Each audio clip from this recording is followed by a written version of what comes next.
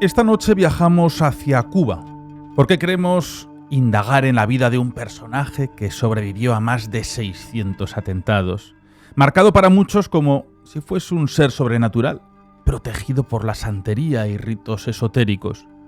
Un hombre misterioso, inalcanzable. Aquel que sabía disfrazarse, generando un dominio mental ante su población. Un personaje absolutamente desconcertante. El político que se llevó miles de secretos a su tumba. La vida de Fidel Castro estuvo envuelta en muertes, desapariciones, detenciones, la pena capital. Así que esta noche, Cuba, el paraíso perdido, comienza Abismo.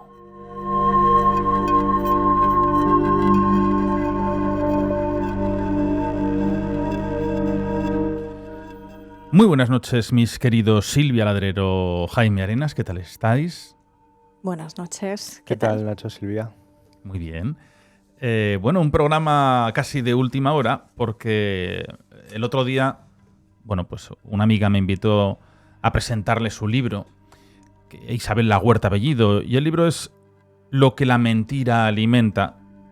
Es un novelado, un thriller político-social, con una investigación policial, ambientado en España, en La Habana, donde empieza a hablar, lógicamente, de la CIA, intentos de asesinatos, el dominio mental, qué es lo que ocurría en aquel lugar. Y nos quedamos con, entre nosotros, que también vinieron a la presentación Silvia y Jaime, decir, pero claro, la de cantidad de enigmas que tiene Cuba, la cantidad de historias que prácticamente no se conocen, parece como un país con un velo oscuro que no nos permite acceder a la verdad. Una persona... Claro, realmente Fidel, hasta muy pocos años antes de su muerte, nadie supo cómo era su vivienda, su gran casa. Estaba todo completamente hermético. ¿Qué ocurrió con la sociedad cubana? ¿Cuál es el inicio?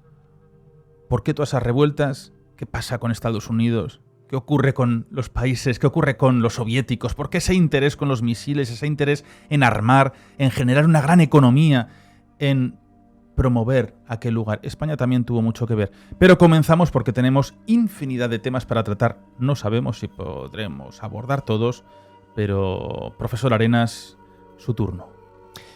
Bueno, Nacho, pues tenemos que retroceder en el tiempo hasta el 26 de julio de 1953 a una isla caribeña, antigua colonia del Imperio Español, a Cuba. Allí comienza una revolución. Una revolución que fue un terremoto que sacudió los cimientos de un país que ya estaba desgarrado por la corrupción, la opresión y la desigualdad. Era una época en la que el poder era sinónimo pues, de brutalidad y lo cierto es que el pueblo, las esperanzas que tenían estaban pues, a merced de un gobierno que era bastante corrupto, ¿no? En ese momento, pues, ¿qué hizo el pueblo cubano? Despertar, ¿no? Y despierta con un grito de rebeldía que además a nivel internacional tuvo, se escuchó muchísimo y tuvo muchísima repercusión. Tenemos que ponernos un poco en contexto y tener en cuenta que la Cuba de Fulgencio Batista era un escenario que era, digamos, bastante sombrío, donde los cubanos vivían con cierta pesadumbre continuo, porque era un régimen autoritario, había surgido de un golpe de Estado, gobernaba con mano de hierro, era el típico régimen pues, que aplastaba a la oposición, que sin embargo a los aliados y a los afines al régimen los enriquecía. Y eso lo que estaba haciendo también era concentrar la riqueza en manos de unos pocos, pero la población en general, a pesar de tener Cuba muchísimos recursos, pues vivía en una pobreza bastante relevante. Y además, sin ser amigos del régimen, no había esperanza alguna de cambiar el destino, ¿no? de esas personas. Por otro lado, teníamos a Estados Unidos, que tenía un control, una autoridad sobre la economía cubana, y eso para las finanzas cubanas era bastante asfixiante. Por lo tanto, también había una sensación entre la población cubana de que se habían convertido poco menos que en un peón, ¿no? Del tablero de lo que sería el imperialismo norteamericano a lo largo y ancho del mundo y que eran utilizados para ello.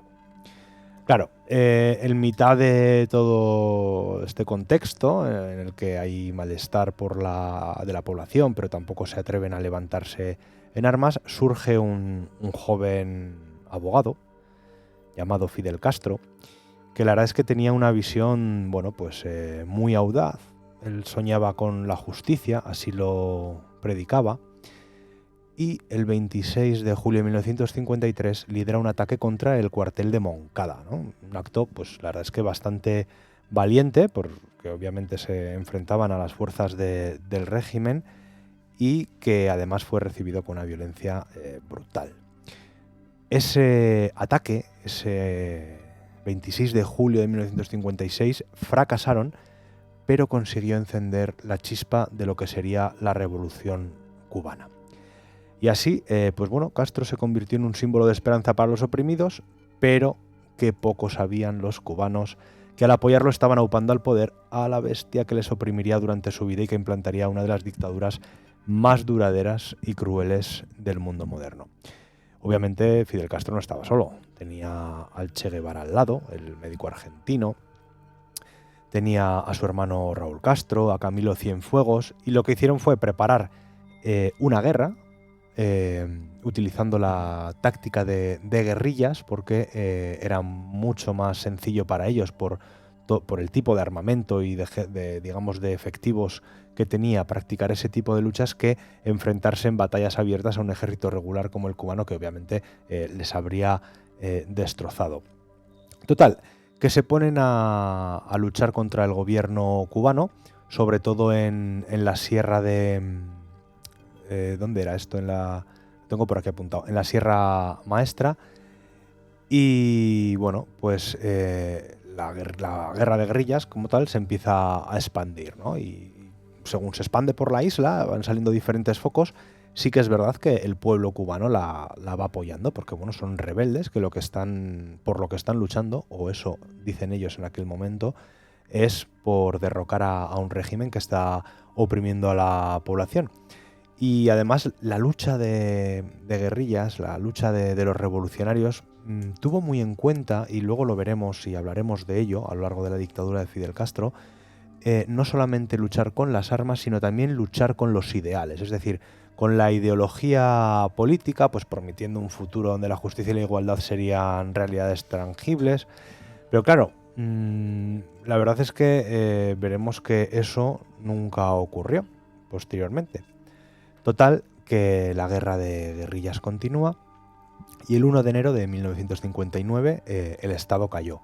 De hecho, Batista huye por la noche y además deja tras de sí pues un país, la verdad es que en ese momento dispuesto a renacer, ¿no?, de sus propias cenizas, a rehacer unas instituciones que sean justas, que sean democráticas.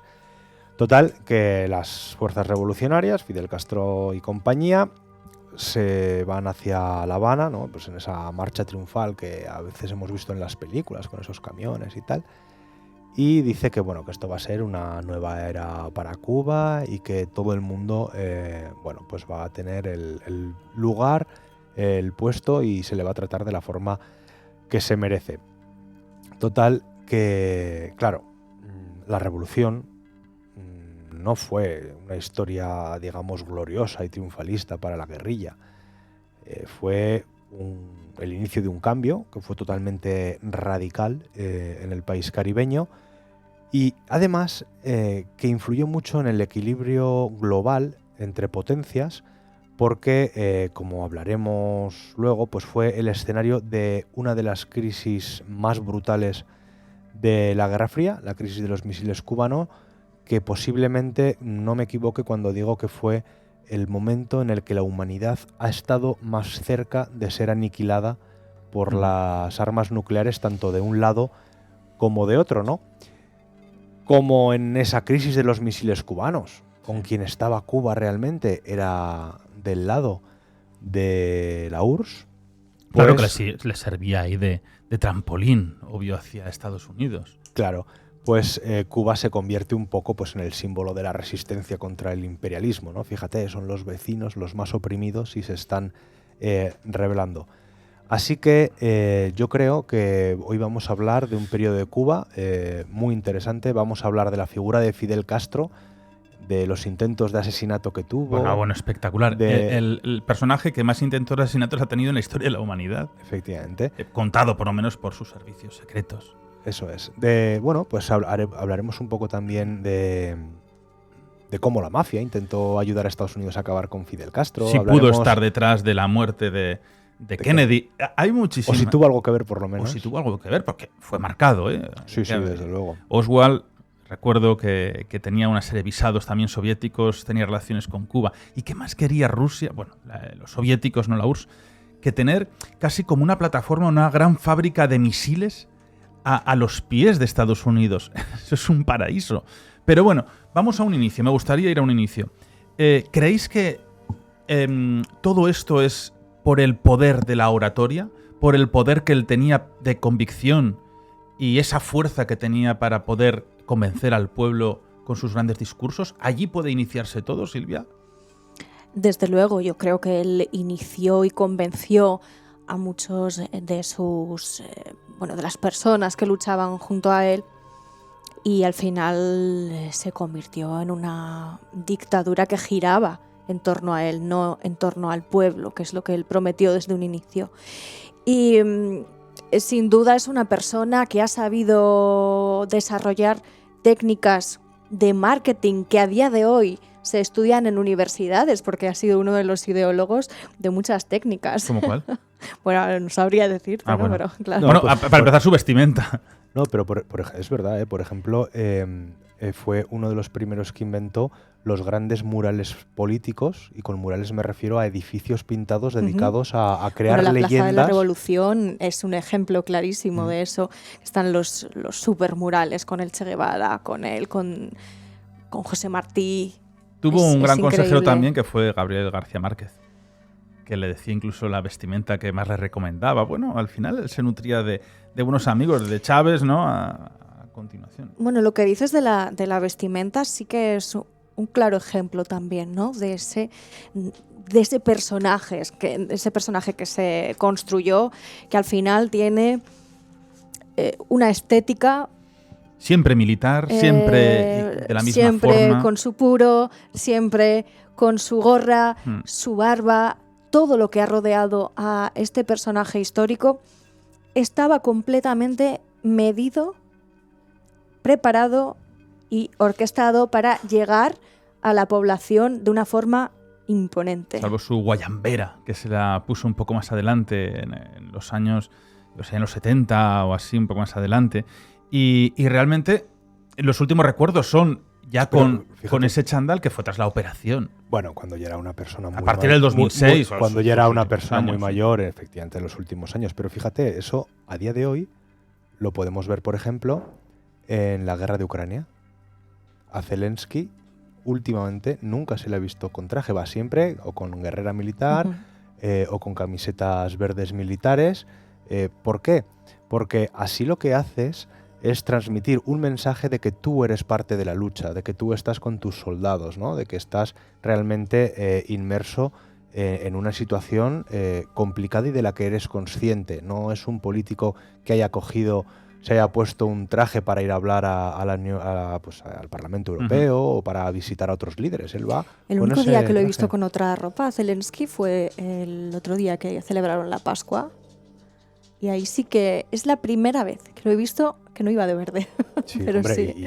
Y es normal que en algún momento abandone esa vestimenta militar porque, bueno, iba a decir porque el protocolo lo exija, pero lo cierto es que se salta el protocolo con esta vestimenta prácticamente a todos sitios a los que va, ¿no? Pero esa, por ejemplo, esa vestimenta militar, que también la podemos ver en líderes del siglo XX, como fueron, pues por ejemplo, Hitler, Stalin, Lenin, al final terminan todos llevando una especie de uniforme que se asocia muchísimo a su persona. Es que tenemos aquí a la pequeña ópera que, claro, Duerme todo el día nuestra perrita, pero decide que siempre que hay programa se tiene que despertar y pasearse por el plato a ver qué es lo que pasa. Encima de Jaime. Sí, se está algo subiendo de comer, encima es que mía. es genial esto. Es que Pero bueno, le he dado antes una patata, he cometido un error. Claro. bueno, Entonces esto es ahora la está naturalidad por y aquí. como somos absolutos amigos de los animales, también tienen aquí su rinconcito y su camita aquí, tienen una camita en el plato. Bueno, vamos por ese dominio mental. ¿Cómo se puede dominar mentalmente a una población? Yo no sé si el bebé hay dominios mentales muy importantes, ¿no? Los soviéticos sobre todo, la Alemania nazi también tiene un dominio mental y al final es una sucesión bélica y es una sucesión dictatorial. ¿Él bebe de algún tipo de política internacional? Por ejemplo, de la soviética o de la política nazi. Bueno, Fidel Castro lo que hace, obviamente está en contacto y tiene mucha influencia de los soviéticos, de la URSS.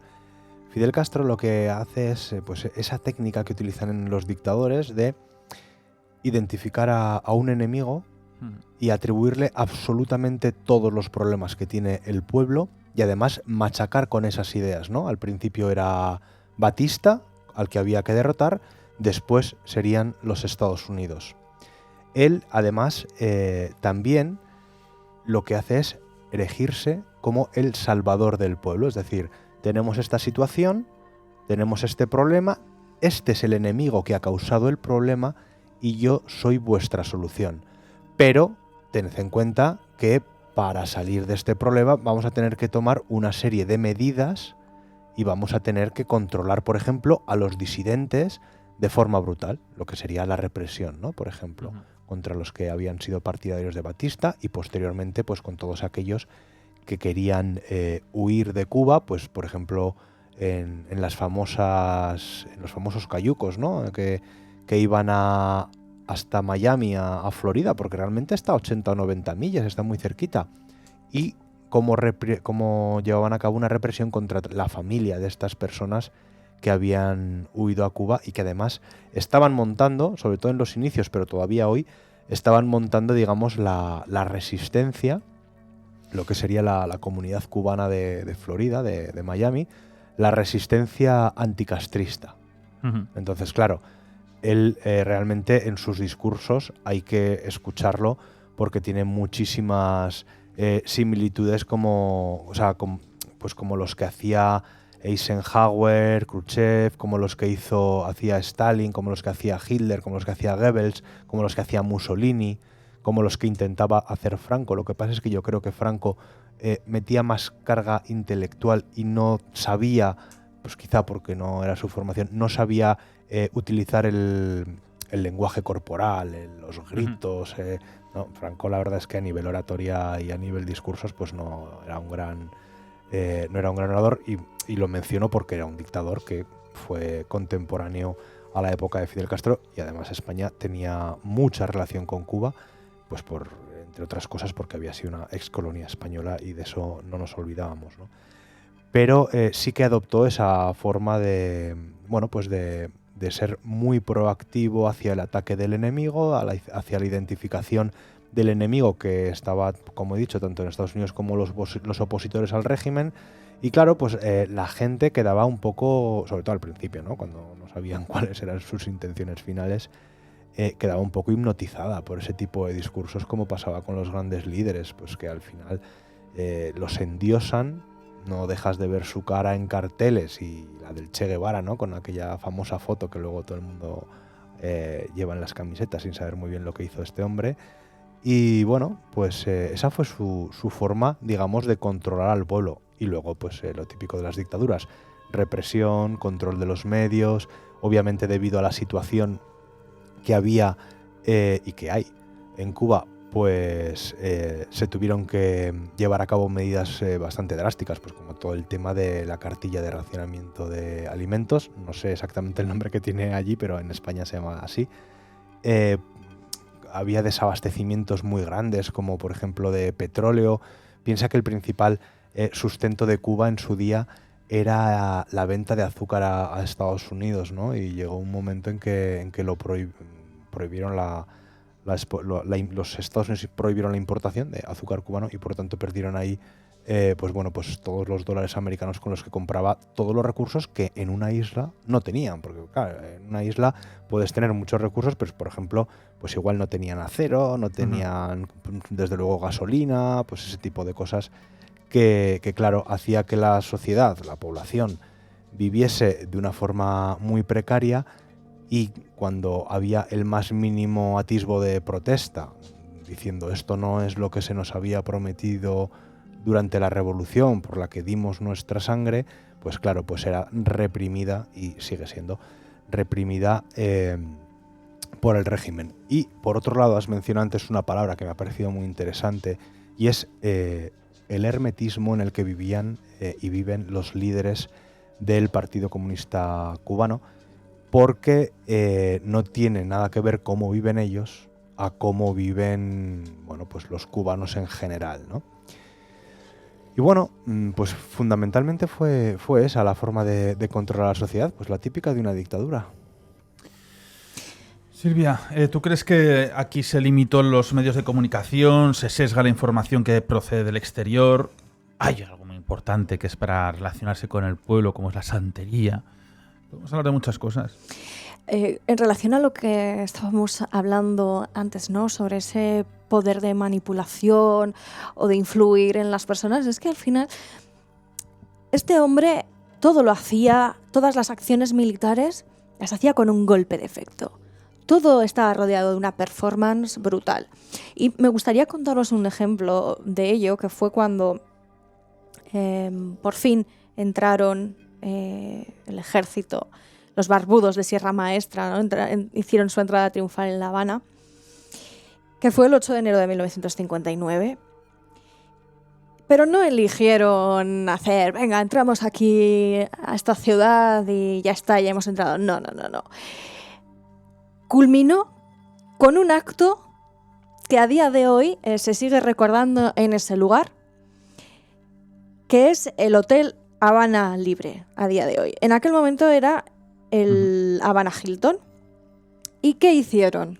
Pues cogieron y metieron a todos los soldados que habían hecho esa entrada triunfal en La Habana en el lobby del hotel. Y bueno, pues ahí estaban todos celebrando, y entonces él hizo una de sus disertaciones y dijo: si a los americanos no les gusta lo que está sucediendo en Cuba, pueden hacer aterrizar sobre la azotea sus marines, porque entonces habrá 200.000 gringos muertos. Bien, pues es que este hotel era un símbolo que estaba recién construido apenas unos meses antes. Sí, yo me alojé allí durante unos días. Era un símbolo de la modernización y del lujo en el que estaban viviendo los americanos, porque al final eso era un refugio, un paraíso fiscal para los americanos y para muchos miembros de la mafia, que luego hablaremos de ello, ¿no? Y ese hotel era el más alto de toda América Latina. O sea, era un emblema completo de lo que estaba ocurriendo, de esa modernización, de ese derroche de todos los americanos. Así que tuvo que colonizar ese lobby del hotel, y en la habitación 23-24, bueno, es un hotel que tiene 25 plantas, entonces en el piso 23, en la habitación 24, la suite continental, él instauró el puesto de mando del nuevo régimen, y además allí también se abrió la primera embajada soviética. O sea, que esa relación con que estábamos hablando de la URSS queda patente en este lugar. Y además también era un lugar muy emblemático porque habían abierto uno de los únicos casinos que había allí. Estaba en la última planta, ahora es una discoteca, bueno, pues bastante cutre. Y el vicio al que estaban sometidos ya los americanos en aquel momento a ese hotel, que apenas tenía unos meses, hacía que estuviera completamente lleno siempre. Era ir a matar directamente a la diana, el poder entrar en ese hotel, que al final, bueno, lo convirtió en el cuartel de la revolución durante los 2 primeros años, y luego se quedó como sede para refugiados de otros países Y ahora es un hotel convencional. Incluso de los españoles, ¿no? Que estaban contra el régimen franquista, también muchos se alojaron en ese hotel durante algunos años que no pudieron estar. Por ejemplo, Joan Manuel Serrat estuvo allí durante... Bueno, Cuba ha acogido también a muchos españoles. Luego ya en una época, bueno, también en esas épocas, acogió a unos cuantos integrantes de ETA. O sea, que eso, sobre todo el comando Donosti, en parte con Apala, que fue uno de los principales que estuvo ahí en Cuba. Yo cuando hablé con miembros se puede decir, ¿no? Con miembros del CNI sí que me decían que Cuba estaba muy vigilado también tanto por la CIA como por el CNI, todos los movimientos que había de etarras, y tenían allí luego sus propios negocios, sus empresas, y sus visados, y eran bien recibidos. Y también en parte interesaba porque así ya no molestaban tanto, ¿no? Estaban un tanto alejados. Y fue una de los nidos de ETA.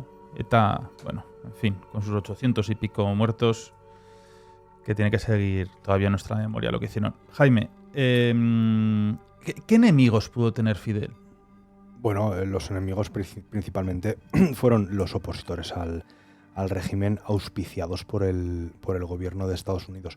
No tuvo muchos enemigos durante su régimen a nivel interno, porque cuando aparecía uno se lo cargaban. O sea, simplemente por hacer unas manifestaciones o por decir algo que no debías o que no gustaba al régimen en la calle o en un bar, pues directamente eras encarcelado, fusilado. La verdad es que no ha habido demasiados enemigos dentro de la propia Cuba. ¿Porque él reactivó la pena capital? Sí, claro.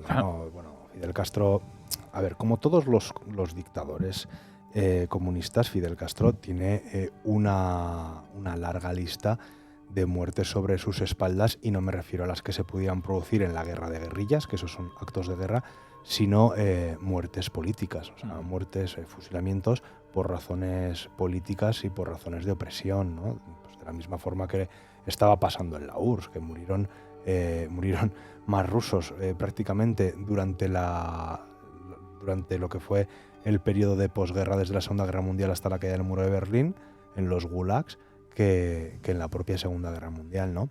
Pero bueno, vamos a hablar de un episodio muy concreto, que fue el de la crisis de los misiles cubanos, porque... Wow, es un tema más que interesante. Sí, es un tema obligatorio en historia.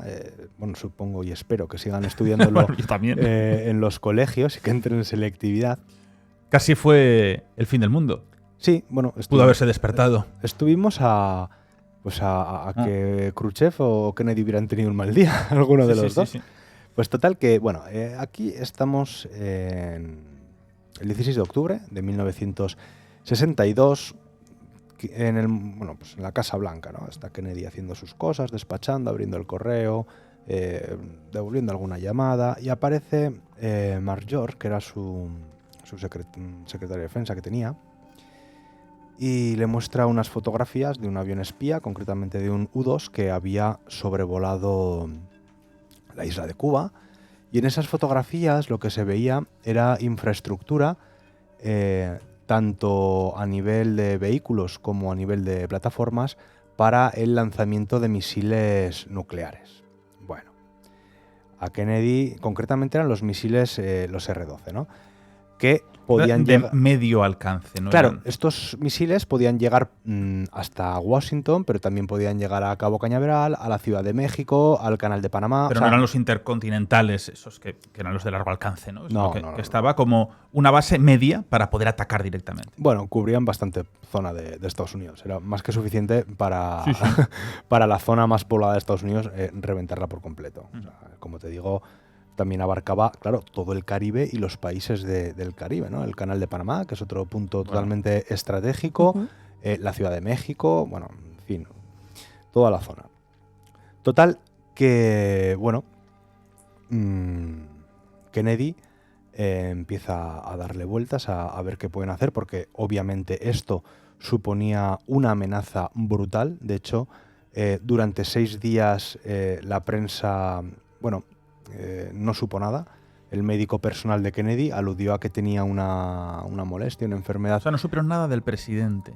ni del presidente ni del problema. O sea, como porque, suspender la agenda. no, porque el jefe de prensa, el médico de Kennedy, a través del jefe de prensa Sí. de la Casa Blanca, lo que dijo es que tenía una afección respiratoria, una enfermedad respiratoria que le provocaba afonía y que tenía fiebre y que por lo tanto iba a estar desconectado. ¿Qué pasa? A los 6 días, el Washington Post y el New York Times se enteran, porque obviamente estas cosas al final se O filtran. sea, él no estuvo desconectado ni un segundo. No, Al Kennedy- contrario. No, lo que hizo Kennedy durante esos días fue trabajar única y exclusivamente en ese asunto, ¿no?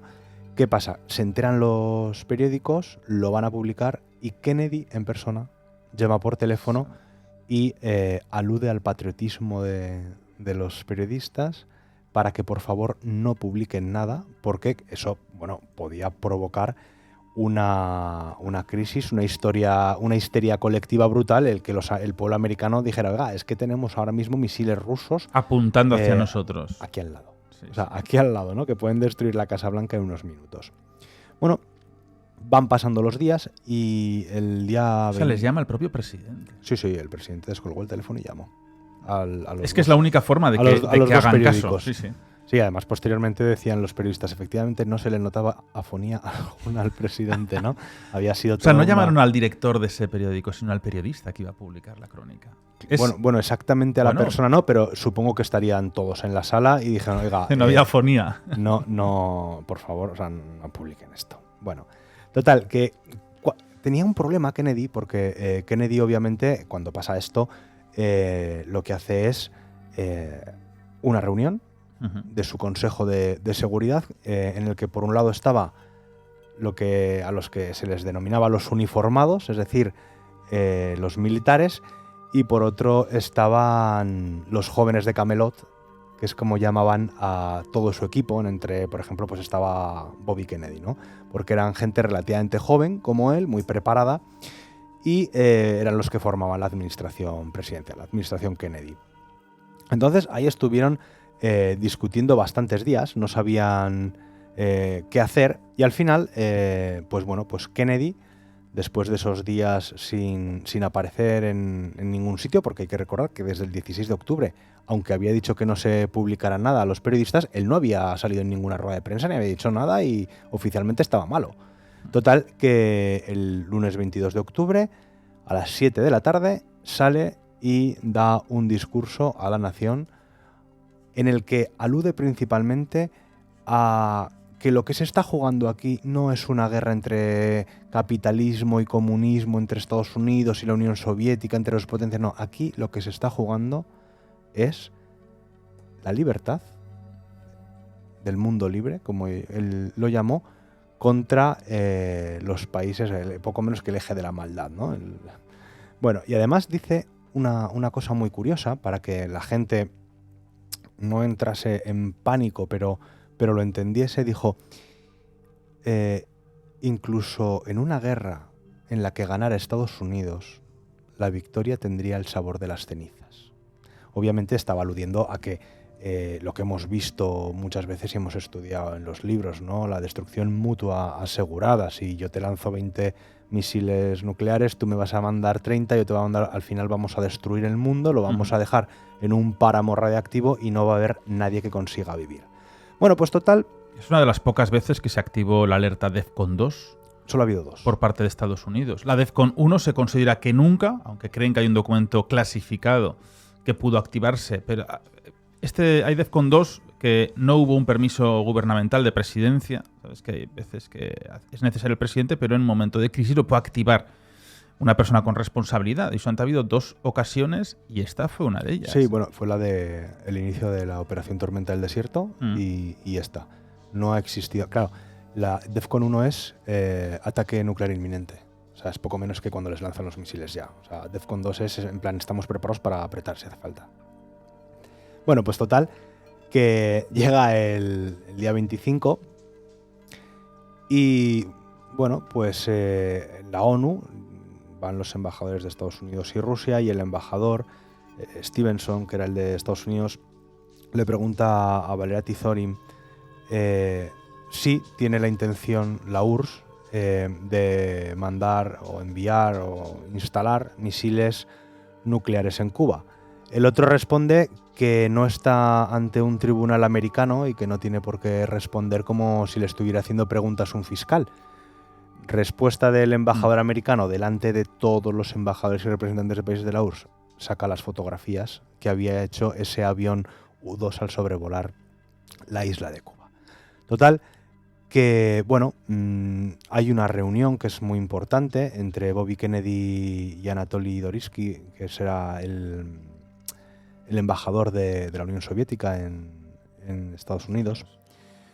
Y la cuestión es que le pregunta Bobby Kennedy, ¿no? Si van a aceptar quitar los misiles y tal. Y el otro le dice que no, que absolutamente no. Que no van a ceder a las presiones de Estados Unidos, con lo cual, ¿qué es lo que decide Kennedy?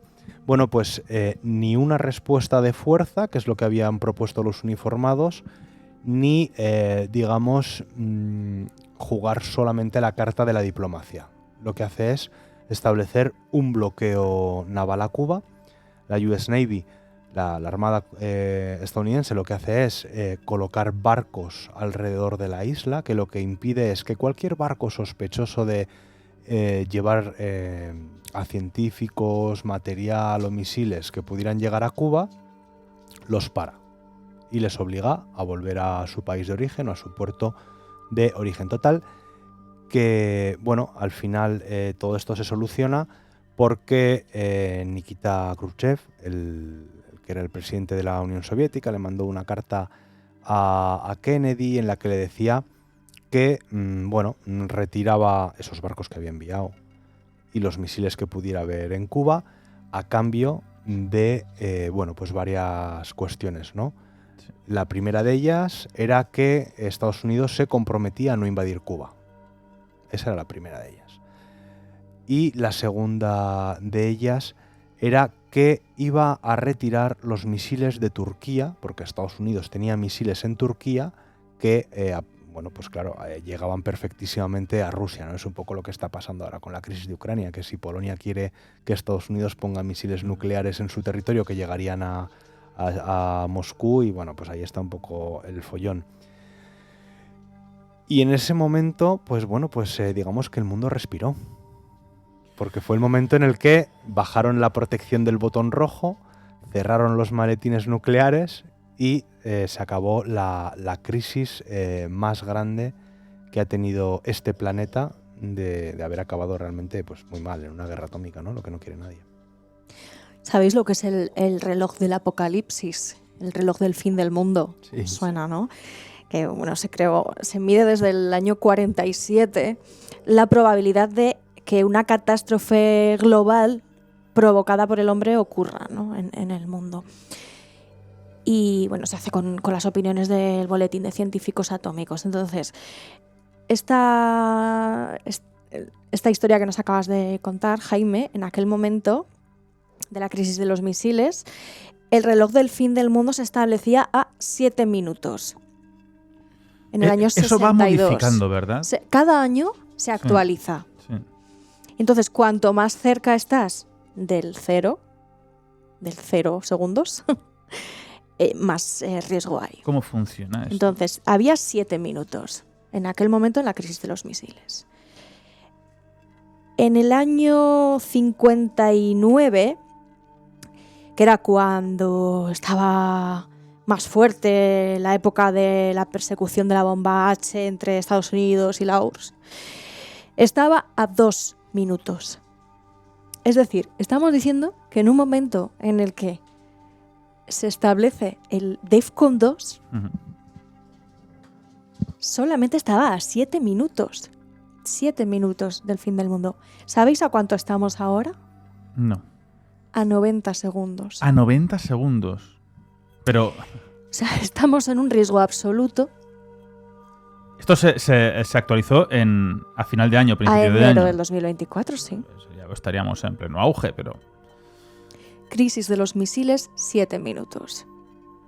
Ahora mismo, guerra Ucrania y Rusia, porque... Pero, a ver, vamos a ver. El otro día, cuando... Vamos a tener que cambiar un segundín de tema. Con este tema, con todo ello, ¿no? Con bueno, pues desde la Unión Europea pues se decía de preparar los ejércitos para una invasión rusa. Pero Rusia, ¿qué narices va a invadir Rusia Europa a día de hoy? Pero ¿cómo va a cruzar Rusia si le va justo ahora mismo con las tropas que tienen cruzar completamente Europa? Desde luego, si hubiese una guerra con Europa, creo que tardaría unos cuantos años para que Rusia se tendría que volver a fortalecer. Bueno, claro, no estamos hablando de un peligro inminente. Ah, vale. Yo sí que creo que hay un peligro inminente. O sea, realmente, yo no creo que pueda invadir Rusia a día de hoy. Europa no tiene capacidad Rusia para invadir Europa. Pero Rusia, ¿para qué va a invadir Europa? Bueno, pero ellos amenazan con esa invasión poco a no poco de sus territorios. Él quiere ampliar limítrofes. su territorio, simplemente es eso. Claro, no estamos hablando de que Rusia vaya a conquistar Francia y España, no. Bueno, eso es impensable. Pero toda la zona que está alrededor de Kaliningrado, como son Estonia, Letonia, Lituania, Finlandia, antiguos territorios rusos, parte de Polonia. Finlandia está alucinando porque no sabía ni que tenía nada que ver con estas cosas. Sí, bueno, Finlandia de hecho acaba de ingresar en la OTAN precisamente por eso, a cerrar la frontera con Rusia, porque pero bueno, Finlandia y Rusia nunca han tenido buena relación. De hecho, una parte de Finlandia fue soviética. Entonces, la cuestión es que, claro que Rusia puede invadir Europa, lo que pasa es que puede invadir una parte, que es la que le interesa. Pero que no se piensen que van a venir aquí con las tropas en diagonal hasta la península ibérica. No, a nosotros seguro, sería complicado que nos llegara, digamos, una guerra convencional. En caso de que de verdad se pusiera la cosa fea, obviamente en los países perimetrales se establecerían bases de abastecimiento y logística y podríamos ser objetivo de misiles de largo alcance. Ya pero es que algo estáis conocido. hablando de una conquista o una destrucción, pero hay otras cuestiones, como la tecnológica, el cierre de fronteras para materias primas que necesitamos en el día a día, bueno, que ya lo vivimos, ¿no? Con el inicio de la guerra de Ucrania. En ese sentido ya estamos en guerra. Sí, pero es que se puede poner mucho más... recrudecerse con el crudo, muchísimo. Nunca mejor dicho. Sí. Se puede recrudecer bastante. Por cierto, sí que me gustaría también relacionarlo con Cuba este momento, ¿no? Porque tú cuando llegas allí, llegas al aeropuerto de La Habana, lo primero que hueles es a gasolina. Es un olor insoportable. No se puede respirar. Con lo bien que huele la gasolina. Y casi es que no te acostumbras en todos los días que puedas pasar allí. Te duele la cabeza. Pero a gasolina de vehículo, no de esta de gasolinera. Pero no es porque... por la contaminación ambiental de los coches, por ejemplo, que podemos pensar, ¿no? Porque siguen utilizando esos coches de los años 50, de cuando Batista... Claro, se quedó todo eso allí y es lo que siguen utilizando. Pero perdona, el olor no es ese de gasolina del surtidor que tanto nos gusta. ¿Ah, sí? Sí, pero es tan potente, tan horroroso horroroso la cantidad que te duele la cabeza a los 5 minutos de estar respirando allí. Pero no viene de la contaminación ambiental, lo que te digo, de los automóviles que puedan tener, sino de la cantidad de refinerías que tienen allí. Qué bonito. ¿Sois conscientes de la cantidad de petróleo que extraen que hay en Cuba? No, yo no lo sabía. Sí. Por eso ellos, al final, no deja de ser una zona geopolítica muy importante, ¿no? Con la geoestratégica de los minerales. Es una zona tan estratégica para cualquier país que quiera controlar tanto esa materia tan necesaria para nuestra sociedad. Como Venezuela y todo, sí. Sí, bueno, es que... Venezuela tiene más. Parece que volviste maravillada tú de Cuba. Se te ve exultante. Pues mira, me sorprendió, aparte de esto que os cuento, del olor a combustible, me sorprendió muchísimo la hegemonía china que hay allí. La gente que tiene, por ejemplo, wifi en su casa, solamente son los chinos. Solamente los chinos pueden permitirse eso. Bueno, de hecho, creo que es hasta el 2017 no existía esa posibilidad de tener internet en casa, ni siquiera por mucho dinero que tuvieras. Tenías que irte a plazas, que es, bueno, si tú eres turista es lo que tienes que hacer, o incluso la gente que no tiene dinero, que es el 90%, para poder tener un router en su casa o wifi, tienen que irse a las plazas que tienen internet, y entonces te dan una tarjetita, tienes un código, lo metes y ¡pum! Y tienes tantos minutos, que es súper caro, es muy, muy, muy caro el minuto, no sé a cuánto está. Espérate, que creo que lo tenía por aquí. Y entonces No, que lo he dado. Bueno, ¿quién puede permitirse todos estos lujos? Los chinos, que están allí, sobre todo, en la construcción de electrodomésticos. Es algo que me sorprendió bastante. Y sobre todo de aires acondicionados. Bueno, es que el clima... Bueno, tampoco... Pero sí. Tienen mucha relación con la política. Están muy integrados dentro de los círculos políticos. Y es algo que desde luego no esperaba. Pues como en el Congo. Tienes esa dualidad, ¿no? Porque hay auténticos... Bueno, hay personas que viven en el lujo más absoluto, que serán el 1%, ya os digo, casi todos son chinos. Y luego pues te encuentras por la calle a los cubanos que no tienen prácticamente casas, porque tú ves que se les está cayendo la ventana, que tienen el váter fuera en un patio, que les ves mientras están en el váter. No pueden comer lo que quieren. Si es día de comprarte desodorante, vale, pues ese día puedes ir a comprar desodorante, pero a lo mejor es cada 3 meses. Si quieres comer carne, pues el día que te toque que haya carne en la cartilla de racionamiento, lo que hemos dicho antes, pues a lo mejor es cada 3 semanas. Pero están en esas condiciones y, sin embargo, los ves con el iPhone.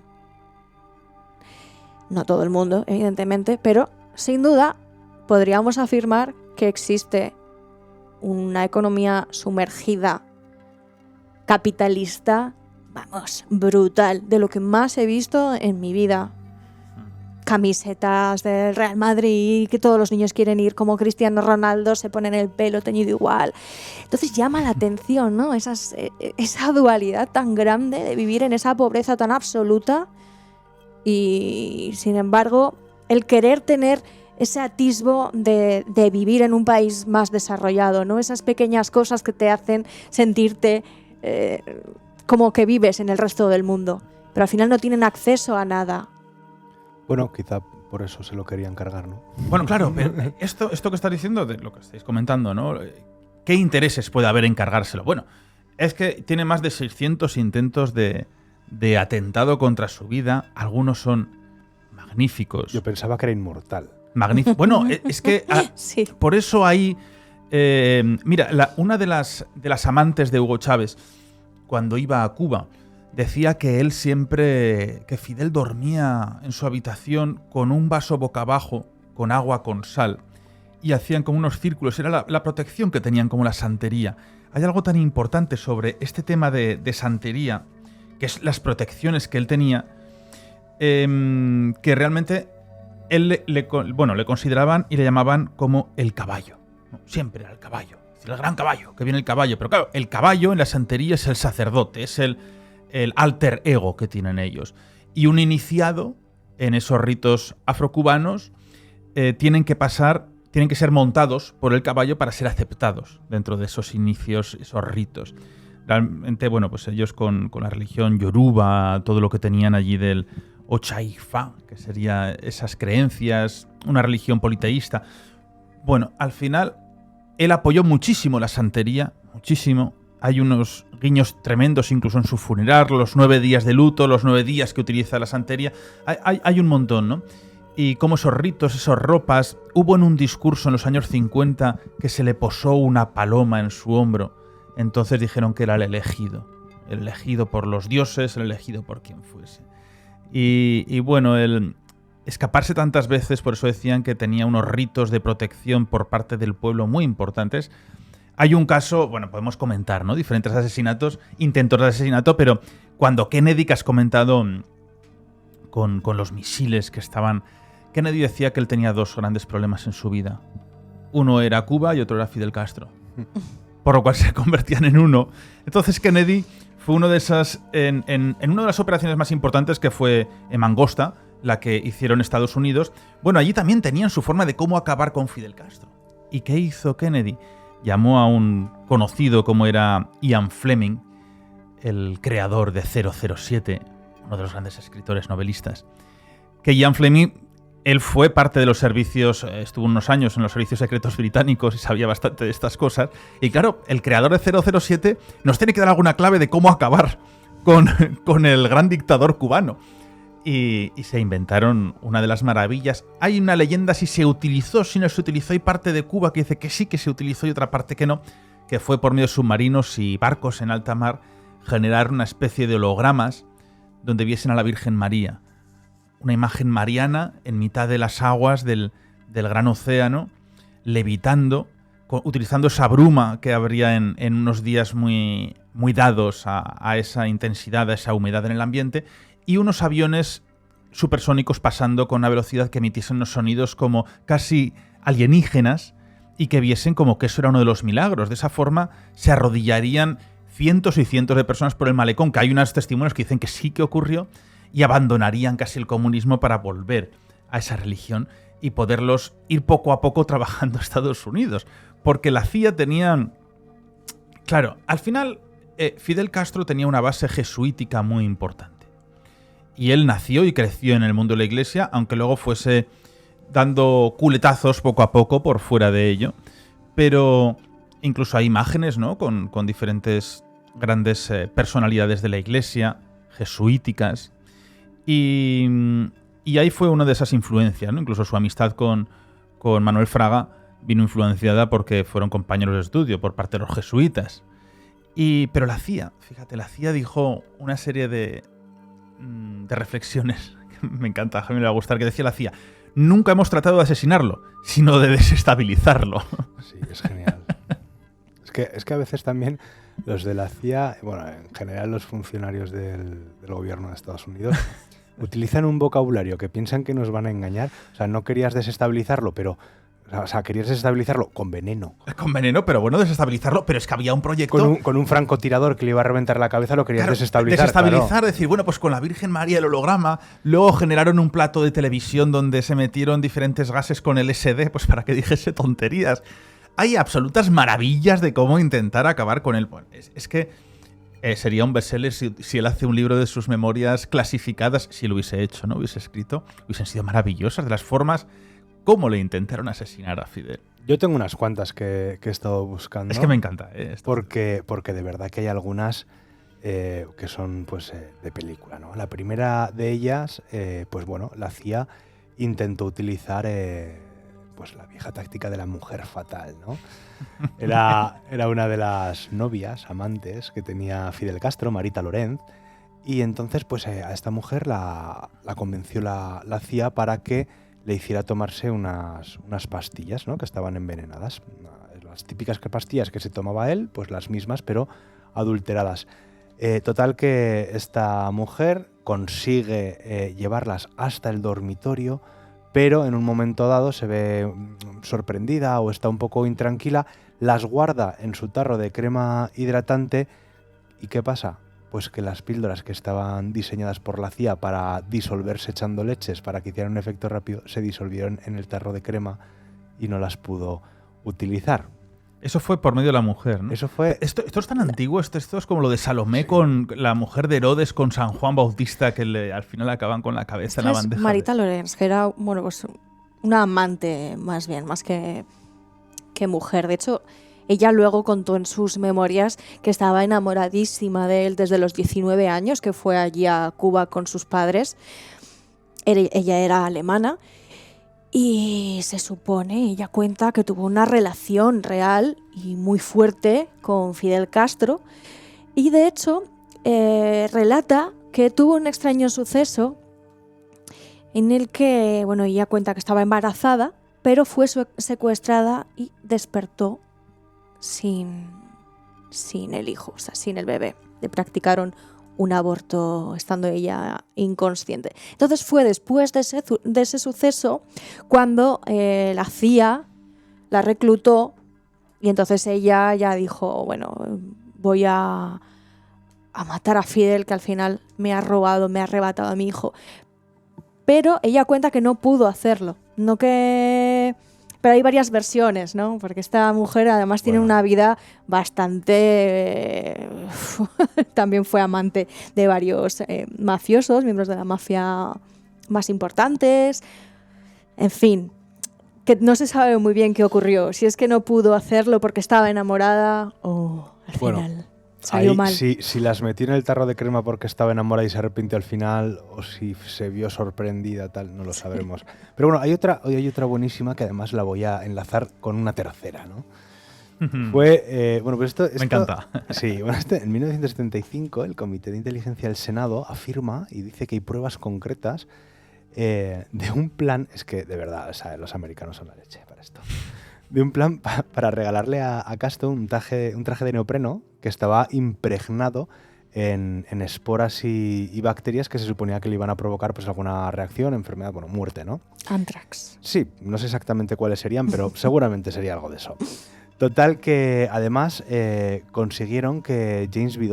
Donovan, que era un abogado americano, era el que le iba a regalar el traje a Castro como, bueno, pues como un regalo de buena voluntad, una muestra de buena voluntad, porque estaba negociando la liberación de los prisioneros que habían hecho los cubanos tras la fallida operación de Bahía de Cochinos. Que es que yo, de verdad, los americanos con lo de Cuba, o sea, parecían Pepe Gotera y Otilio. O sea, increíble. Total, que yo no se sabe si es que no se sabe exactamente si es que a Donovan le cayó bien Fidel Castro, le dio pena, se arrepintió, tuvo miedo, pero al final lo que hizo fue entregarle un traje de buceo, pero diferente y que no estaba contaminado, con lo cual ya tenemos un segundo intento de asesinato a Castro que fracasa. Y esta me encanta, es que este me encanta. Y lo hilo con el del traje de neopreno, porque una de las grandes aficiones de Fidel Castro era bucear. Igual que nos gusta a ti y a mí. Pues se puede haber dado a Jacques Cousteau, que fue además con el Calipso a Cuba. Bueno, pues entonces... ¿qué hizo la CIA? Cogió y mediante submarinos y tal, colocaron una caracola especialmente bonita, brillante y tal, que contenía explosivos en uno de los sitios donde Fidel solía ir a bucear. ¿Cuál era la intención de la CIA? Que Fidel fuera buceando y dijera, madre mía, y esta caracola aquí tan bonita, tan perfecta, con esos colores, se acercara y cuando estuviese lo suficientemente cerca, activaran el explosivo y lo mataran. El plan tampoco funcionó. Nunca se acercó a la Coca-Cola. Pero es que esta gente es maravillosa. Sí, luego tenemos dos intentos de envenenamiento. Pero si le intentaron crear un sistema, una especie de sales para poner en los zapatos y que se le cayese la barba. Bueno, eso es genial también. Sí, claro, para desestabilizar al propio Fidel. Pero ahí yo creo que los de la CIA tenían esto es verídico. Cierto bromista. Decía, bueno, yo no lo voy a matar, pero ya verás cómo se ríen vamos de él. Vamos a putearle un poco. Sí, luego hay dos intentos de envenenamiento. Hay bastantes más, pero hay dos que son parecidos pero diferentes, ¿no? Uno de ellos, que dicen que es el que más cerca ha estado la CIA de matarlo, fue cuando en el 63 iban a hacerle beber un batido en el que iban a poner veneno. Total, que esto fue en el hotel, en el Hilton de La Habana, en el que estuviste tú. ¿Y qué pasa? Pues que el figura, porque no se le puede llamar de otra forma, que tenía que echar el veneno en el batido, no se le ocurrió otra cosa que dejar el veneno, dejar la pastilla, la cápsula, en el congelador. Claro, luego con las prisas salir a cogerlas, la cápsula se había pegado al hielo del congelador y se reventó y desparramó el veneno por el congelador. Pero es que algo parecido, o prácticamente igual, les pasó en el 68, cuando eso mismo se lo intentaron hacer con un helado. Dijeron, bueno, vamos a ver si funciona de una vez, ¿no? En el 63 no ha funcionado, vamos a ver en el 68. Total, que además Lyndon B. Johnson, que era el presidente de Estados Unidos, ya estaba a corriente, incluso antes, ¿no? de ser presidente de Estados Unidos, de lo que llamaban la Operación Lucrecia Borgia. ¿Por qué la llamaban así? Pues porque la hija de Rodrigo Borgia tenía un anillo hueco que tenía veneno para echar en las bebidas, ¿no? Así de majos eran los Borgia. Y total, pues que en este caso iban a utilizar arsénico, si no recuerdo mal, y lo llevaban en unas ampollas de cristal. Y entonces, pues cuando le fueran a servir un helado, que era, él era muy asiduo, se lo iban a echar, un helado de chocolate. Bueno, pues fue exactamente lo mismo. Lo dejaron en el congelador y la ampolla de cristal se rompió cuando se lo iban a echar. O sea, tropezaron 2 veces en la misma piedra. Los americanos y sobre todo sus compinches de la CIA, que serían... Bueno, y los pañuelos con bacterias que le quiso poner la CIA, pues si estornudaba o lo que fuese, tenían un paquete de pañuelos con bacterias que entonces le haría una enfermedad fatal y moriría. O sea, ya no sabían qué hacer para cargarse a este hombre. No, de hecho, claro, yo supongo que estarían ahí en Langley, ¿no? En la sede central de la CIA dándole vueltas, pero ¿cómo lo matamos? Por Dios, ¿cómo lo matamos? Y lo intentaron también a través de los puros de 2 formas, ¿no? Una de ellas en 1967, esto lo dijo el diario Saturday Evening Post, ¿no? Pues dijo que la CIA le había ofrecido a un oficial de la policía de Nueva York llevar a cabo un plan durante la visita de Castro a las Naciones Unidas en septiembre del 60, que como sabéis, la sede de las Naciones Unidas está en Nueva York, ¿no? Entonces, ¿cuál era la historia? Que el policía de alguna forma tenía que entregarle un puro explosivo a Fidel Castro para que al fumárselo le explotara pero la cabeza. O sea, que eso de que querían desestabilizar a Fidel es un poco relativo. Lo que querían era volar la cabeza. Pero no lo consiguieron, porque no llegó a poder entregarle el puro. Luego también lo intentaron matar con un puro, en esta vez no explosivo, sino un puro que habían envenenado con la toxina botulítica. Entonces, claro, decían, pues si se lo fuma, pues se va a morir en muy poco tiempo porque esto es extremadamente venenoso. Pero no fue tampoco capaz de llegar a entregárselo a Fidel Castro, si bien el agente en el terreno lo había recibido, habían conseguido llevarlo a Cuba, pero no llegó a poder entregárselo a Castro, ¿no? O sea, claro, así hasta 638 veces. Bueno, lo que he dicho al inicio de ese plato donde intentaron gasear con LSD, el proyecto de la CIA era también muy interesante para que enloqueciese y de esa forma pues perdía la razón frente a una muchedumbre, ¿no? Porque él estaría haciendo uno de sus discursos por televisión, entonces la gente le perdiese la credibilidad. Y la idea de gasearlo era que en mitad de ese momento que él se está dirigiendo al pueblo cubano, que entrase una persona al plató y como si estuviese un ambientador y que fuese con un ambientador de LSD. Entonces habría que buscar la persona también que entrase a mitad y se pusiese pues, a darle al chuf chuf. Hay otra forma con la que lo intentaron matar, que fue con una pluma jeringa venenosa, ¿no? Era como una pluma de escribir que le iban a regalar con una aguja hipodérmica, y entonces cuando él la cogiese, pues se iba a pinchar y se iba a morir, ¿no? De hecho, era tan fino algo que se suponía que ni se iba a enterar de que le habían pinchado. Pero hay otra historia que a mí me parece que es que de verdad, yo no sé, igual de verdad este hombre tenía una protección del más allá, ¿no? Y es el momento en el que la mafia, que estaba muy interesada en que Cuba fuese, liberada, porque Cuba iba a ser un pequeño, digamos, el Hawái caribeño de los Estados Unidos, ¿no? Ciudad de vacaciones, hoteles, resort, casinos, obviamente, pues bares de alterne, prostitución, juego, todo lo que a la mafia le encantaba para sus negocios, ¿no? De hecho, se ve muy bien en la película del Padrino, que precisamente Michael Corleone se va de Cuba la misma noche que cae el gobierno de Batista, cuando están negociando la creación de hoteles en Cuba y el reparto de los hoteles que ya tienen en Las Vegas, ¿no? Es una escena preciosa, además, cuando están en ese baile a las 12 de la noche y se ve como un consejo de unos cuantos militares uniformados de alto rango entran y llevan al presidente a un despacho, y se ve que están como hablando de forma un poco acalorada, y entonces, es la famosa escena en la que Michael le dice a su hermano Fredo que sabía que había sido el que anteriormente le había traicionado, pero bueno, Batista sale y entonces da ese discurso de que debido a la situación de la revolución y tal, pues él se tiene que ir, ¿no? Pues Eso bueno, está ambientado, perdona, en una fiesta real que organizó Lucky Luciano, uno de los mafiosos más importantes que estaba huyendo del FBI allí en Cuba. Entonces fue en diciembre del 46.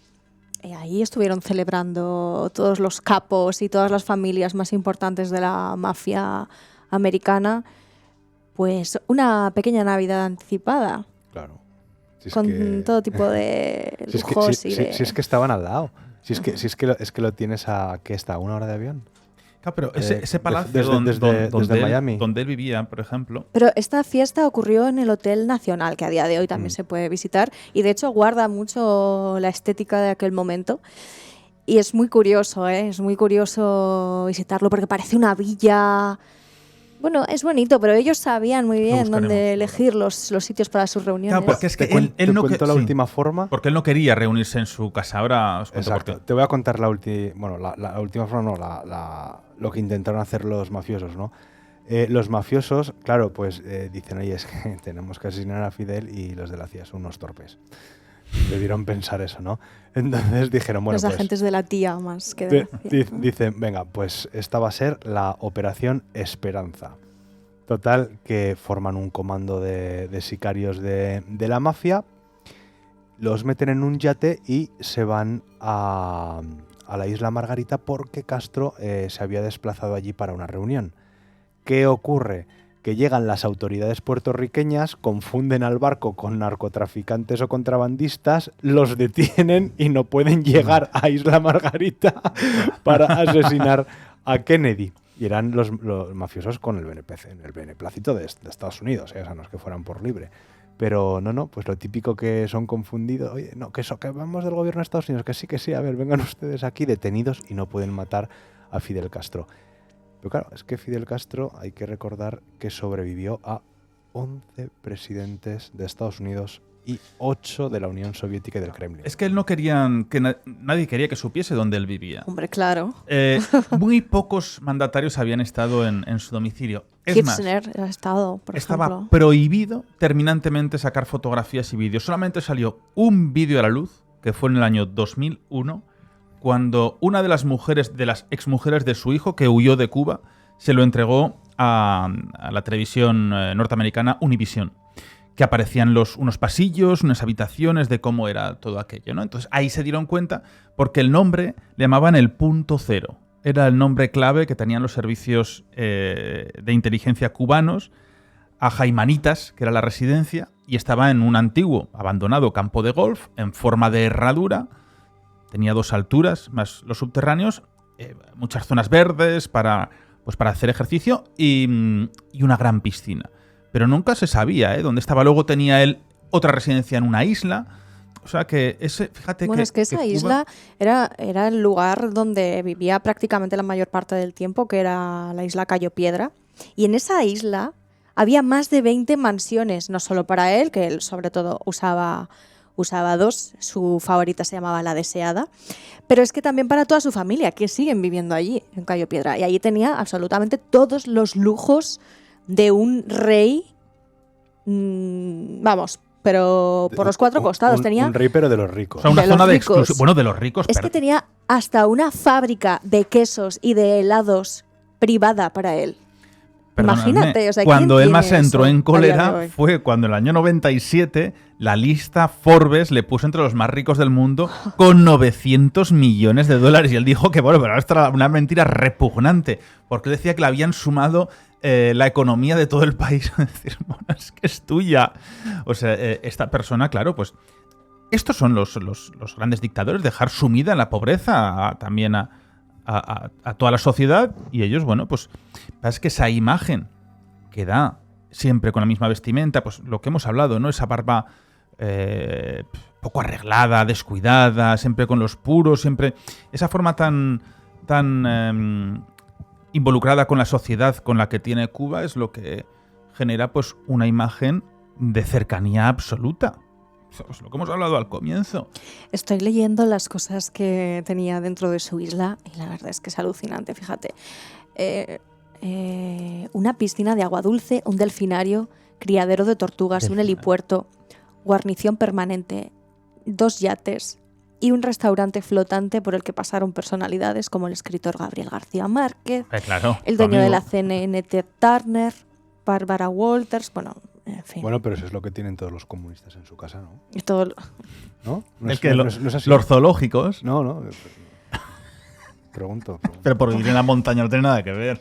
En fin, madre mía. En zonas de sierra. Es que nos lo estamos tomando un poco, o sea, estamos comentando algunas cuestiones con un poco de humor para hacerlo más agradable, pero estamos hablando de un auténtico psicópata Absolutamente. que dirigió un país bajo una mano de hierro y que, bueno, el que vaya a Cuba todavía lo va a poder ver porque al final el régimen sigue y claro, es que parece de broma cómo lo intentaban matar, parece de broma cómo vivía él teniendo al resto de la población muerta de hambre, pero lo cierto es que fue así. Es el mal, puro y duro. Y aunque pueda parecer de película y nos pueda parecer imposible, lo mismo pasa a día de hoy también en Corea del Norte, ¿no? Pero fíjate, Fidel Castro tiene una cosa que es curiosa, y es que él era católico y creyente y tal.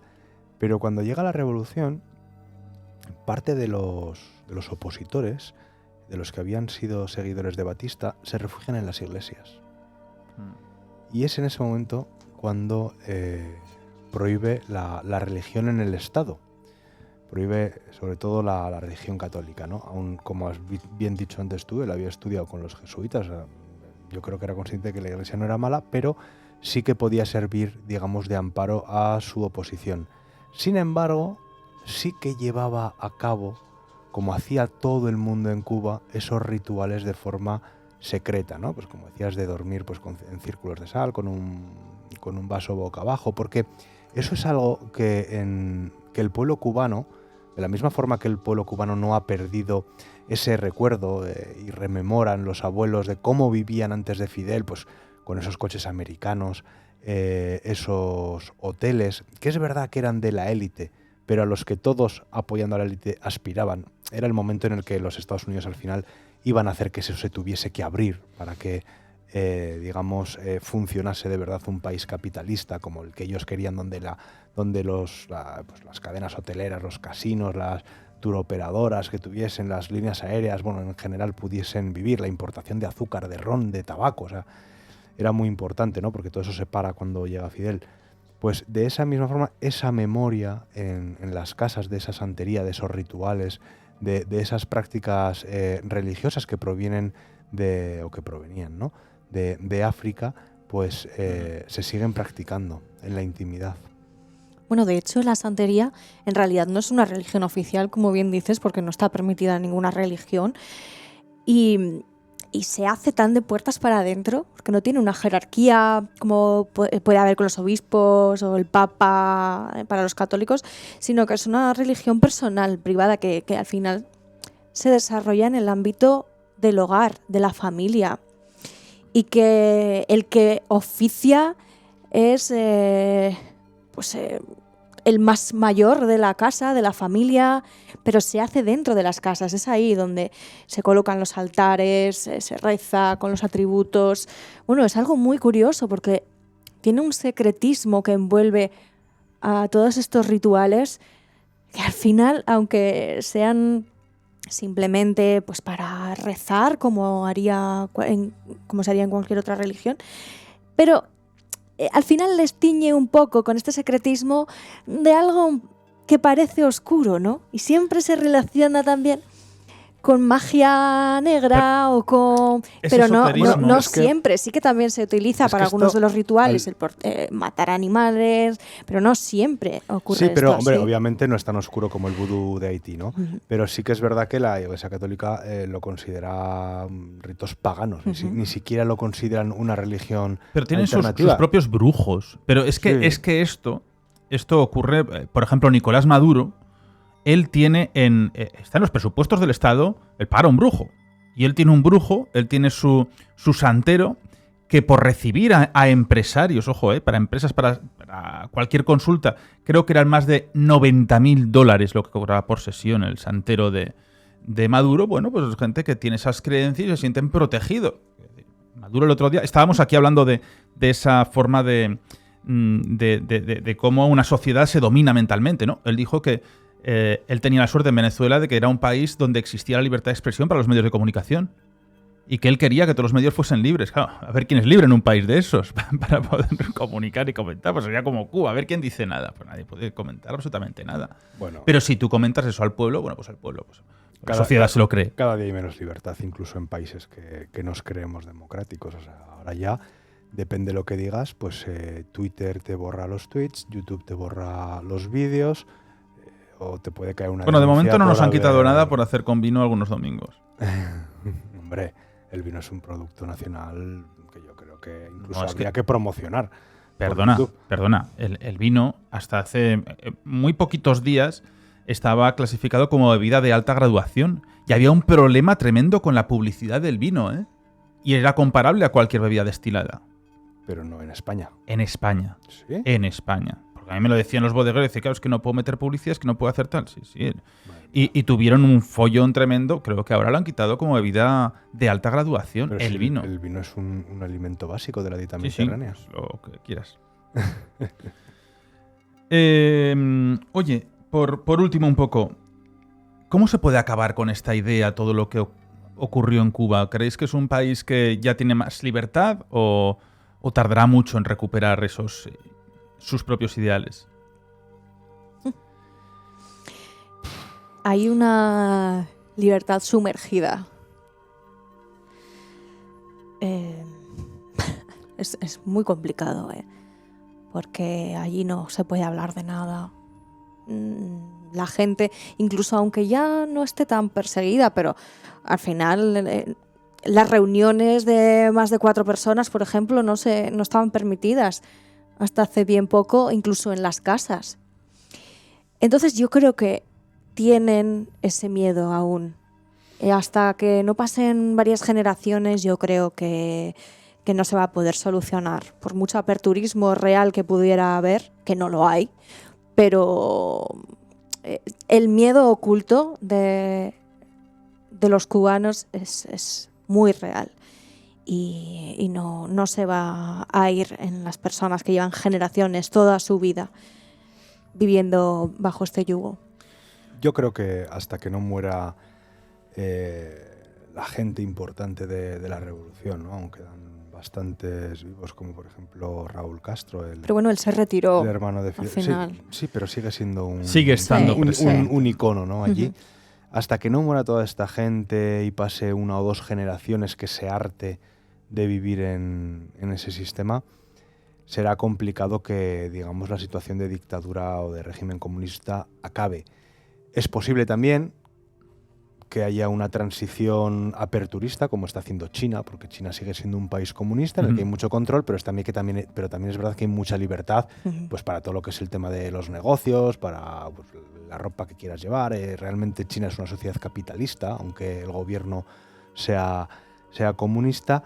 Y la otra opción pues sería por la violencia, ¿no? Pero la violencia es complicada. No, bueno, habría una última, que sería una transición modelo, como pudo ser la española, pero es que eso es muy, muy complicado. O sea, una transición como la española tienes que tener a un sucesor designado por el anterior y miembro del régimen, como en este caso fue el rey, que admita sin ningún tipo de reserva que España no va a continuar como una dictadura bajo su mandato, sino que se va a abrir las puertas a que se escriba, se redacte una constitución para crear un Estado democrático. Nosotros vivimos una monarquía parlamentaria y además con esa voluntad que tuvieron todas las partes, de un lado y de otro, de que esos padres de la Constitución, o sea, hubiese tanto gente que había pertenecido al régimen, como Manuel Fraga,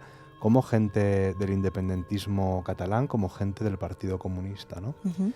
Hacer eso en España, la verdad es que es un hito que se estudia en las escuelas de política de todo el mundo, porque fue algo inaudito. Y yo creo que en ese sentido, aunque luego la liase un poco, hay que agradecerle de por vida al rey Juan Carlos que no quisiera seguir con la dictadura, porque lo tenía todo para continuar. Tenía el apoyo del gobierno, tenía el apoyo del pueblo, tenía el apoyo de los militares, y aquí en España podíamos haber vuelto a una situación de guerra civil o incluso pues haber continuado bajo una dictadura, y en este caso fue el rey el que... Pero yo creo que sí que había por parte del pueblo un sentimiento de cambio, de democracia, de apertura, Sí, pues, que hombre, creo que no seguramente. existe en Cuba. Sí hay una parte de la sociedad que sí, obviamente, pero no creo que haya la misma mentalidad y eso da mucha fuerza. Acabamos Así que- por lo alto y hablamos de esa posibilidad que se marcó con el dedo al régimen castrista, a su círculo, de haber matado a Kennedy, de ese encuentro en Dallas, de cómo Lee Harvey Oswald pudo tener esa relación con el mundo soviético, con Cuba, y cómo de pronto creen que los castristas estuvieron detrás de la propia muerte de Kennedy, que también intentó acabar con él unos años antes. ¿Sabes Bueno. quién estuvo presente en la muerte de Kennedy? También. No. En una de las primeras filas. Marita Lorenz, la que hemos dicho que era ¿Ah, sí? amante que intentó asesinar Pues a anda que Fidel como Castro. estuviese al lado del que abrió el paraguas, ya esto sería tremendo. A ver si vamos a de aquí a dar Así con uno de los que casos. igual cambió a un... ¿Ah, sí? sí, a uno por otro. Fíjate. Bueno, lo comentamos en su día cuando hicimos el programa sobre el ¿Quién asesinato mató a Kennedy? de Kennedy. Fue muy interesante. Además, es la primera vez que casi los forenses dictaminan y abren sobre ese disparo, las trayectorias. Los forenses, los directores de institutos anatómicos de ciencias forenses de España dijeron que era imposible que eso fuese una sola trayectoria por el movimiento, por el impacto. Fue un análisis, la verdad es que lo tenemos por allí. No me acuerdo si fue Abismo Originals o estaban. Bueno, que lo busquen por en aquí. YouTube, que ahí estará. en iVoox está seguro. Y también La muerte de tuvimos Kennedy al- ahí en Abismo. Y es un programa muy interesante. Y también tuvimos al coronel Rubio, experto francotirador, que explicó cómo es prácticamente imposible realizar los tiros que se dijeron que se hizo con ese arma en concreto y esa munición. Y hablamos en aquella época, en aquel programa, de efectivamente las relaciones que había tenido Lee Harvey Oswald con Cuba, cómo se descubrió que había tenido visados y cómo posiblemente Fidel Castro había estado al tanto de la operación y le había facilitado por eso seguramente el visado de Cuba para huir. Aunque bueno, se lo cargaron al día siguiente o a los 2 días. Pero... La mafia. Es que al final volvemos a lo mismo. Sí, pero, Hace no, la mafia pero le- no vamos a hablar más de esto porque No, si la pues- gente escucha el programa anterior, Y si el que no, hicimos, si y- desclasifican alguna cosa más, como los trajes y todo eso siguen todavía custodiados y guardados en cajas herméticas, hasta dentro de muchos años no se podrán analizar las huellas que quedan del crimen porque el vehículo desapareció, todo desapareció. Sí, el vehículo además lo limpiaron en tiempo récord. Sí, estaba sucio. Sí, lleno de sangre. Bueno, Silvia, ¿qué? ¿Tus recuerdos de Cuba volvemos? ¿O no nos Yo- dejarán ahora volver a No Cuba? sé, bueno, la verdad es que tendría que volver porque se me quedó pendiente Podemos hacer un programa de un estos curso. allí. Yo estaba apuntada en un curso de la Escuela de Cine de allí de Santiago del Estero, creo que es. Y bueno, pues al final no lo pude realizar y me da mucha pena. Sí que tengo eso pendiente, pero desde luego es complicado vivir allí. También es que me coincidió la época que estuve con el invierno más frío en 58 años que había habido en esa zona. Bueno, en, pero en Cuba, o sea, llegaste y hacía frío. Sí.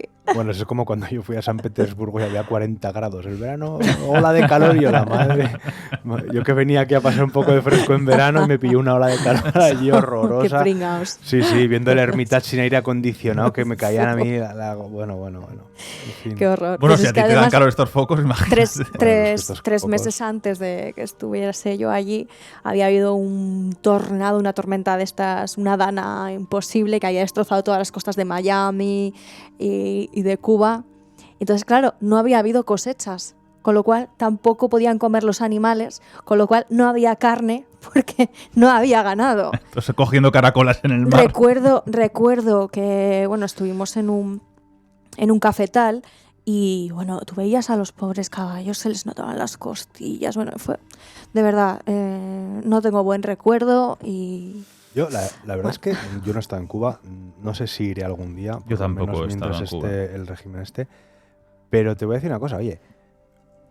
un buen café por la mañana, un plátano para merendar, un buen vaso de ron con un buen puro, pasas un día brutal, ¿no? O sea, hay que decir, o sea, No, los cubanos, aunque no puedan importar nada, la verdad es que, hostia, tienen algunas de las mejores cosas del mundo. O sea, buen café. Oye, Pero allí no lo de puedes buen tomar. tabaco, tomar Allí un no lo Cuba tomas. libre, alcohol. ¿por qué era tomarse un Cuba libre? El Cuba Libre viene de la mezcla del ron cubano con la Coca-Cola estadounidense que representaba la libertad. Por eso el ron era Cuba Libre. y libre la Coca-Cola. Oye, perdonad, lo que he dicho de la Escuela de Cine de Cuba está en San Antonio de los Baños, no en el pueblo que he dicho, ¿vale? Bueno, Por si está acaso. cerca.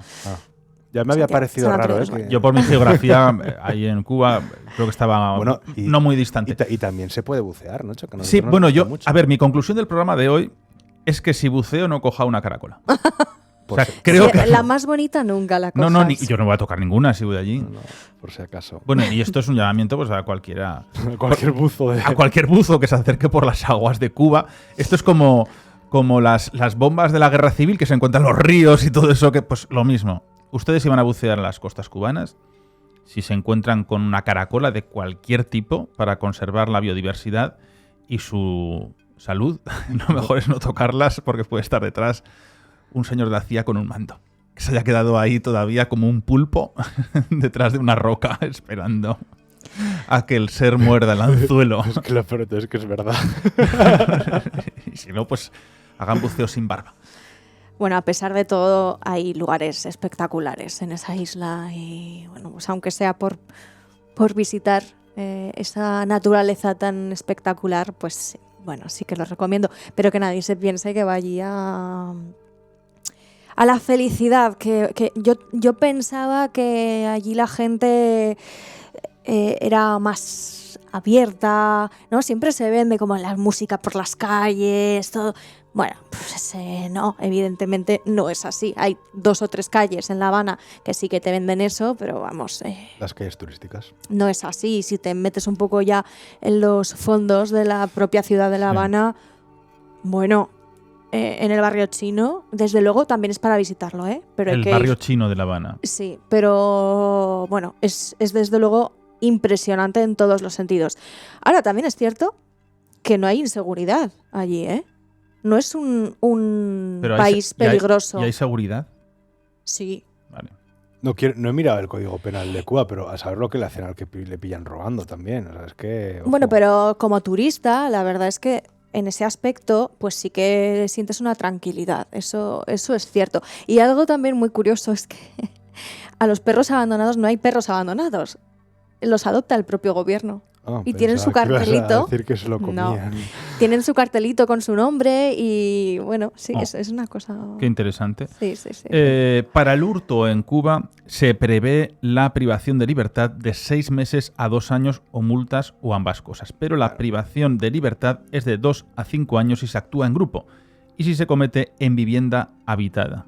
Si es por arrebato, entre 3 y 8 años. Pero fíjate que más que por la seguridad o las penas que pueda acarrear un delito de estos, yo creo que es por la educación de la gente, Mira, ¿sabes? las cárceles cubanas están llenas. Rige la pena de muerte, la reincidencia implica condenas más largas y la edad de imputabilidad es de 16 años. Según la ONU, la isla registra los índices de criminalidad más bajos. ¿Ves? Los tienen a todos en la cárcel. Bueno, Bueno, que ya está, ¿no? Que ha quedado un majo el programa. Oye, vamos a ver, un tema súper importante, me parece muy relevante. Jaime, ay, recomiéndanos un sitio para visitar en Aragón. ¿Tiene que ser de Zaragoza o puede ser No, de Aragón. cualquier sitio? Vamos a ver. Aragón, te he dicho Aragón. ¿Qué tiene que ver? Hombre, yo entiendo que es la capital, ¿no?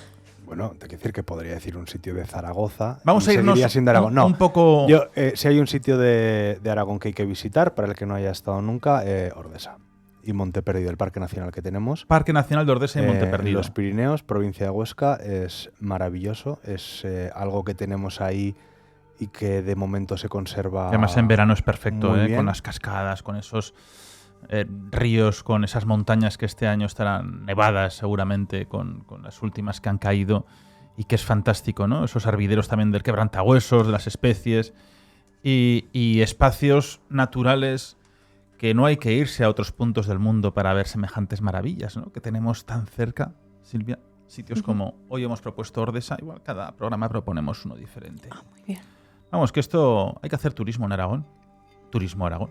Bueno, es que Aragón no te lo acabas en una semana ni en dos. Ah, no, ni, Bueno, fíjate, yo no me lo he ¿ni en acabado un año? todavía. No, yo no lo he acabado. Bueno, no conozco Aragón. Yo puedo decir que soy de los conocedores, de los pocos, creo, conocedores de un porcentaje muy elevado de Aragón, pero no conozco completamente Aragón. Por ejemplo, la provincia de Zaragoza conozco todos los pueblos. Todos he visitado. No me queda ni uno, ni pedanías. Yo solo conozco a una persona, y no voy a decir su nombre, porque es una persona pública, que ha estado en, creo que eran 752 pueblos que tiene, localidades que tiene Aragón. ¿Ves? Yo solamente en la provincia de Zaragoza, todos. No queda absolutamente ni uno. Hice todos. Bueno, yo como redactora de Aragón en Abierto, que era un programa que había antes en nuestra televisión autonómica, en las que se iba a los pueblos, a las fiestas, tradiciones, etcétera, pues probablemente no los 700 y pico, pero 400 seguro. Pues Ordesa, ¿tú hace cuánto que no estás en Ordesa y Monteperdido? Ordesa, pues antes de la pandemia, así que hay que volver a subir. Bueno, y Manduca, bien, ¿no? También para comer allí.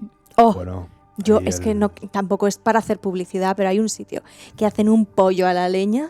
Pollo a la leña. Buscadlo. Pollo a la leña, Ordesa. Allí arriba si te vas, sobre todo en determinada época del año, ¿no? Como puede ser, por ejemplo, el otoño cuando hay setas, te puedes comer unas migas con setas, boletus, bueno.